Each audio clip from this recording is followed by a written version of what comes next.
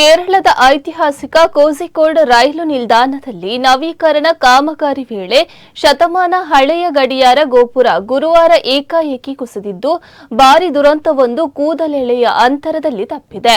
ಘಟನೆಯ ವೇಳೆ ಯಾವುದೇ ಪ್ರಯಾಣಿಕರು ಸಮೀಪದಲ್ಲಿದ್ದ ಕಾರಣ ಯಾವುದೇ ಪ್ರಾಣಹಾನಿ ಸಂಭವಿಸಿಲ್ಲ ಎಂದು ರೈಲ್ವೆ ಅಧಿಕಾರಿಗಳು ತಿಳಿಸಿದ್ದಾರೆ.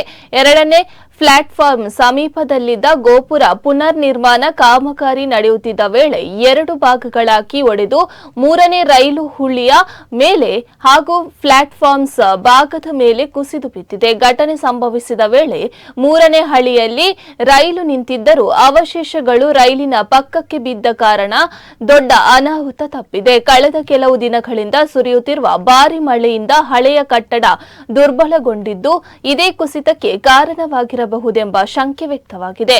ಮಳೆ ಮತ್ತು ತೇವಾಂಶದಿಂದ ಕಟ್ಟಡದ ಬಲ ಕುಂದಿತ್ತೆ ಎಂಬ ಕುರಿತು ಅಧಿಕಾರಿಗಳು ತನಿಖೆ ನಡೆಸುತ್ತಿದ್ದಾರೆ. ಘಟನೆಯ ಬಳಿಕ ಅಗ್ನಿಶಾಮಕ ಮತ್ತು ರಕ್ಷಣಾ ಸಿಬ್ಬಂದಿ ಸ್ಥಳಕ್ಕೆ ಧಾವಿಸಿ ಅವಶೇಷಗಳನ್ನು ತೆರವುಗೊಳಿಸಿದ್ದು ಅವಶೇಷಗಳಡಿ ಯಾರೂ ಸಿಲುಕಿಲ್ಲ ಎಂದು ಖಚಿತಪಡಿಸಿದ್ದಾರೆ.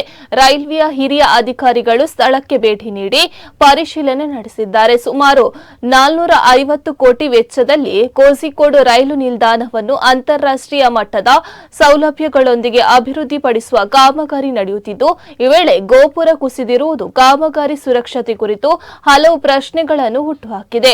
ನವೀಕರಣ ಮತ್ತು ನೆಲಸಮ ಕಾಮಗಾರಿಗಳನ್ನು ಸುರಕ್ಷಿತ ನಿಯಮಾನುಸಾರವೇ ನಡೆಸಲಾಗುತ್ತಿದೆ ಎಂಬ ಬಗ್ಗೆ ತನಿಖೆ ಮುಂದುವರೆದಿದೆ.